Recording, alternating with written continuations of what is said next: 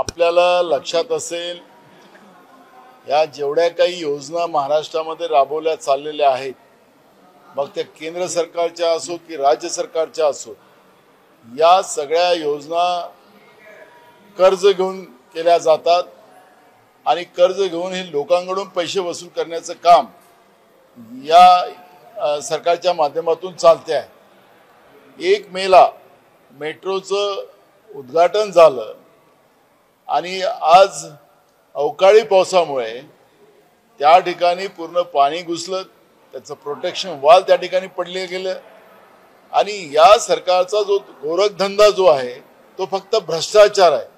विकासाच्या नावाने कमिशनखोरी, म्हणजे कर्नाटकचं भाजपचं जे सरकार होतं 40% वालं होतं, हे 80% भ्रष्टाचार करणारं महाराष्ट्रातलं सरकार आहे।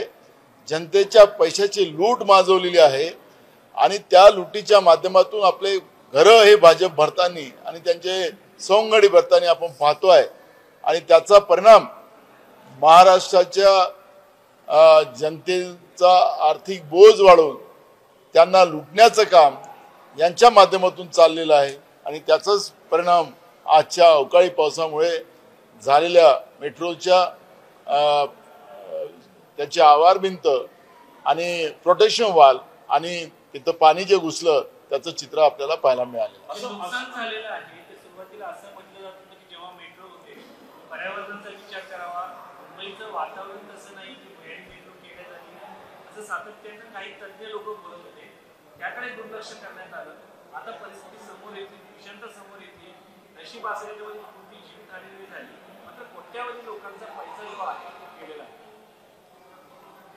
बघा, भ्रष्टाचाराचे चष्मे लावून आणि भ्रष्टाचाराचा विचार करूनच महाराष्ट्रातलं सरकार निर्माण झालेलं आहे। बेईमानीने निवडून आलेलं सरकार आहे। यावेळेस महाराष्ट्राच्या जनतेने डोक्यात बसवलं होतं, मनात बसवलं होतं की या बीजेपी आणि त्याच्या अलायन्सला सत्तेतून बाहेर काढायचं।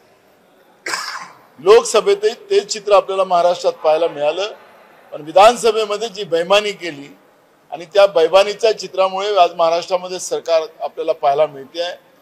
पाचवी बहुमताच्या आधारावर आम्ही पैशाने निवडून आलेलो आणि म्हणून आमचा अधिकार बनतो की आम्ही आता जनतेचे पैसे लुटावेत, अशा पद्धतीचं जे चित्र निर्माण झालेलं आहे त्याचा परिणाम आज आपण पाहतोय की विकासाच्या नावाने भारतीय जनता पार्टी आणि महायुतीचं जो भ्रष्टाचाराचं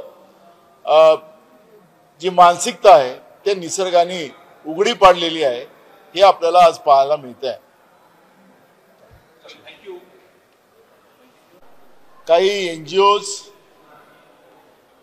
आणि विविध राज्यामध्ये काँग्रेसचे काही पदाधिकारी जे ओबीसी संघटनेसाठी, ओबीसीच्या हक्कासाठी जे काम करतात, अशा लोकांची एक मीटिंग आज झाली। मोठ्या संख्येनं प्रत्येक राज्यातून त्या ठिकाणी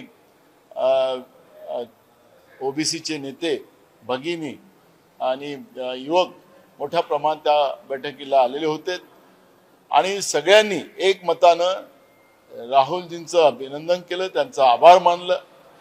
ज्या पद्धतीनं, ज्या पोटतिडकीनं त्यांनी ओबीसीचे प्रश्न, जातीनिहाय जनगणना असेल आणि आर्थिक सर्वे असेल, या 2 गोष्टीचा जो पाठपुरावा त्यांनी केला आणि आखरी सरकारचं नामोहरण केलं आणि नामोहरणाच्या माध्यमातून पण मोदी सरकारवर अजूनही महाराष्ट्राच्या जनतेचा विश्वास नाही। मोदी सरकार हे पुन्हा जुमलेबाजी करते का? ओबीसीची जाती जनगणना न करता त्यामध्ये ओबीसीच्या तोंडाला पाणी पुसण्याचं काम करेल काय? अशा पद्धतीच्या भावना जनतेच्या मनात आहे आणि म्हणून आम्ही राहुलजीनं जे त्यांच्या नेतृत्वामध्ये ज्या ओबीसीची जातीनिहाय जनगणना आणि आर्थिक सर्वे करण्याची जी भूमिका राहुलजींनी घेतली, त्या पद्धतीचा एक दबाव नरेंद्र मोदीच्या सरकारवर निर्माण करण्याच्या दृष्टिकोनातून प्रत्येक राज्यात ओबीसीचे आंदोलन निर्माण करून एक मोठी चळवळ, एक मोठी जनजागृती त्याच्या माध्यमातून करण्याचा निर्णय आज आम्ही घेतलेला आहे आणि त्या पद्धतीचं कामकाज पूर्ण देशामध्ये सुरू होणार आहे।